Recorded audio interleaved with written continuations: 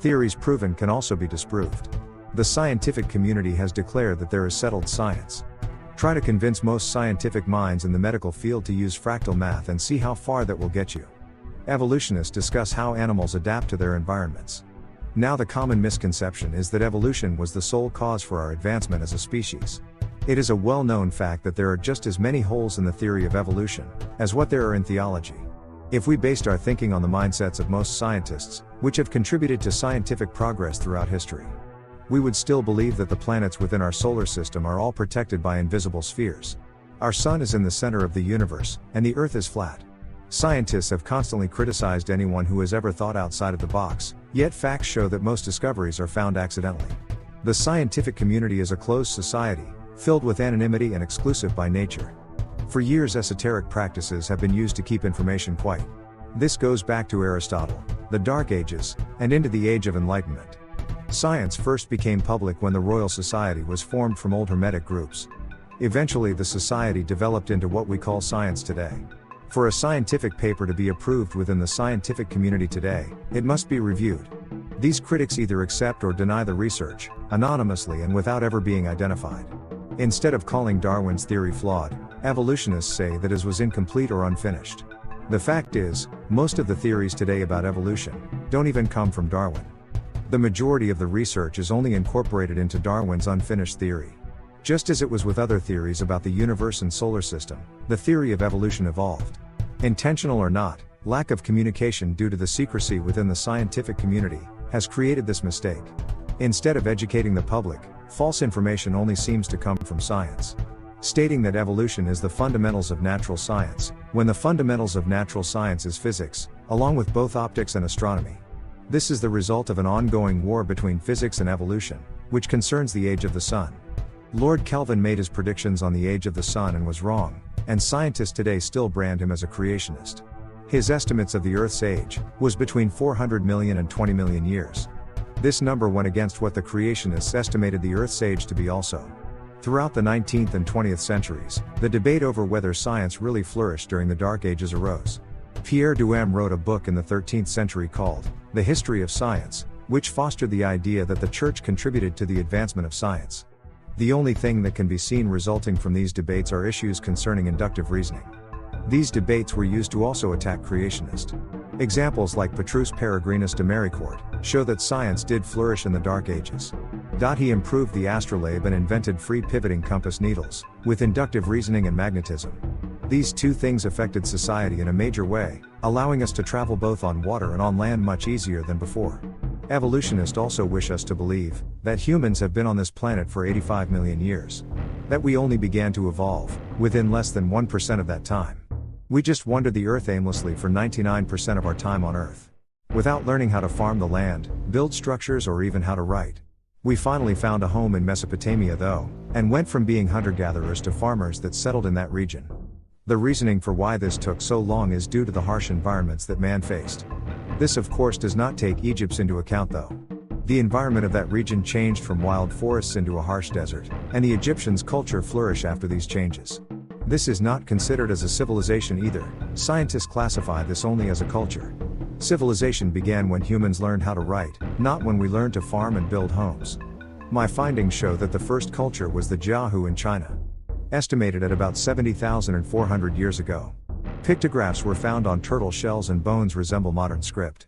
These symbols were used in ritual practice, and the Jiahu went through a very long period of sign use. These were determinants that classified them as a culture. Other cultures in the region were developing too, and evidence is being presented that show horse riding developed earlier than thought. Archaeologists find burial sites of humans, with European descent and with red hair, all over the world. Found in America, Asia, and along the Silk Trade route, in the Middle East.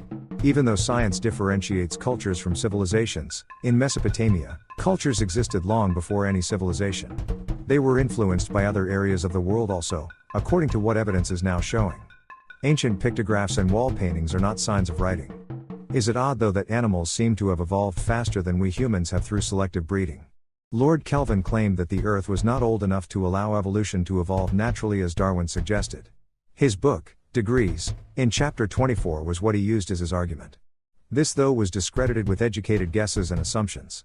In turn his critics began learning radiometrics, gravitational collapse, and understanding carbon in the atmosphere.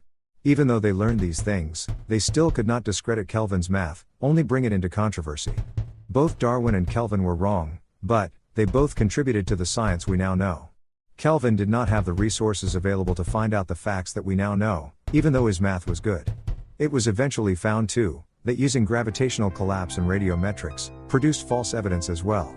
We now know about thermal fusion, and those theories are finally put to rest. Though we know so much, Lord Kelvin is still considered the grandfather of quantum mechanics and the laws of thermodynamics.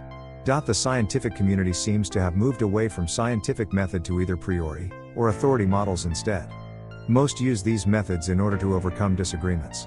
These models are unable to suppress doubts, learned from discovering other societies, both in the present as well as in the past. Supporting the idea that opinions are a matter of taste, comparing perspectives, and what is also agreeable to reason. Authority models are dependent on molds and standards, which are based on a methodology, with specific themes, framework, and ways of thinking that consist of assumptions. Scientific inquiry is a broader array of varied but related ideas that goads and urges. Verbal and exaggerated doubt is fruitless, and the most successful model is scientific method. Purposefully considering itself fallible, but tests, criticizes, corrects and improves itself. In order for someone to learn, he must first want to learn, and proposed conclusions should not hinder inquiries.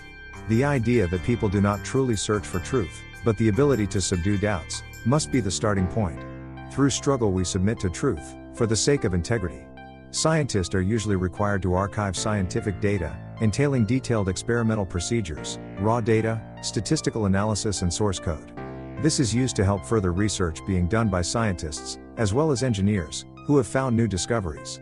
When information is needed, the author can easily find it also.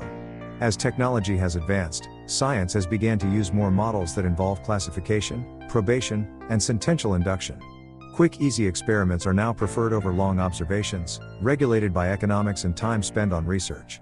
With cheaper and less time-consuming experiments, the scientific community combines their findings. These accumulated findings are what scientists refer to as settled science. Settled science is a term that was invented by scientists, in order to retaliate against weather deniers.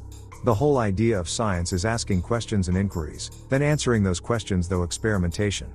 Abduction presents explanatory content taken from a theory, which also guesses new ideas. Often a well-prepared mind guesses wrong, but moderate amounts of successful guesses are gathered together. Induction is the most fertile but unsecured mode of inference. It gathers guesses now that are chosen according to caution, freedom of restraint and simplicity alone.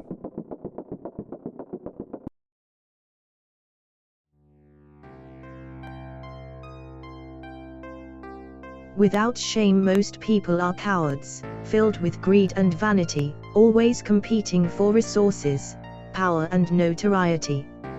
In order to gain these things, it required that the masses must be controlled and influenced. In order to acquire resources, blood has to be spilled and our young have to be sacrificed for the greater good. A life, for the sake of the spring. Blood sacrificed in order for the water to flow. Lotteries created evolved into words like the draft, and our children soon march blindly into death's shadow.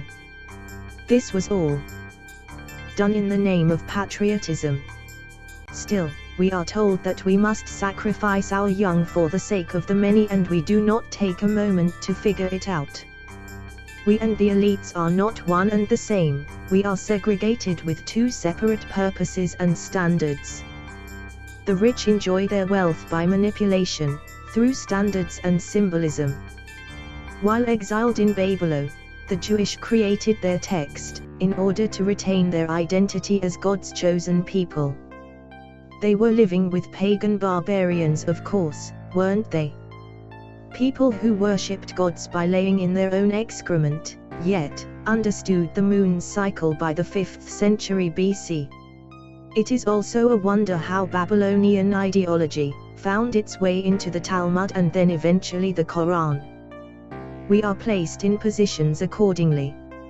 If we are smart enough though, we can climb our way out of the cesspool, through the use of fame, intellect, money or beauty. Even then though we may still be called a pawn, to sacrifice ourselves or loved ones for the greater good. The greater good, of course, is a small percent of people who enjoy living in penthouses or in the south of France. It's all about wants and needs, and the object of the game is the rich manipulating the poor in order to gain what they want. Usually by monopolizing resources, then extorting us with laws that we then submit to without disagreement. It is only when laws affect the elites negatively that those laws change. Poor people and their families are nothing more than pawns on a chessboard. Still, the ruling class was gracious while they changed from kings and queens into the elites, changing their persona and status, while meeting their growing needs. Building towers that climb above their surroundings, overwhelming us in hypnotic spells of grandeur. We worship the Eiffel Tower, Golden Gate Bridge, and even the Twin Towers that fell in recent years. The blood of children is smeared upon the foundations of those structures, but do we care? We placed our vanity at the doorsteps of 2 buildings, while victims still perish today. We send our children off into the darkness, and some don't return. The world is actually overpopulated, and some believe that sacrifices have to be made for the greater good. This seems to be a common theme in every issue too. But, what is the greater good though? WHO, the World Health Organization, actually has statistics of how many people are estimated to die within the next 50 years. John found out too, in order for an environmentalist to achieve what they want, carbon levels in the atmosphere need to go down to 165. In 1985, carbon levels were at 225. By the year 2000, levels were down to 185. In order for carbon levels to make it down to 165, the human population has to decrease. With a population of over 7 billion, we cannot achieve a carbon level of 165. In other words, population control is a top priority in geopolitics. To achieve these goals, people must die, and sterilize RTO laws enforced. How proud we were when those towers were built, with foundations strong and sure. Under those towers a spring was buried, filled with chaos and fury so pure. A battle raging so strong and silent, and the people without a clue. Hidden away within isolated bubbles, so far away from the world and all of its troubles. The earth began to rumble, the ground began to shake, while foundations began to crumble and those towers fell to the floor. Under the foundations we found 2 enemies, battling one another. Each burning with hatred, neither more furious than the other. Battling over the spring, neither wishing the bloodshed to end. Though if the bloodshed ends, the earth will no longer rumble, the ground will no longer shake, and the towers will no longer fall. Brainwashed with propaganda, listening to stories that are told, boys and girls wish to adventure.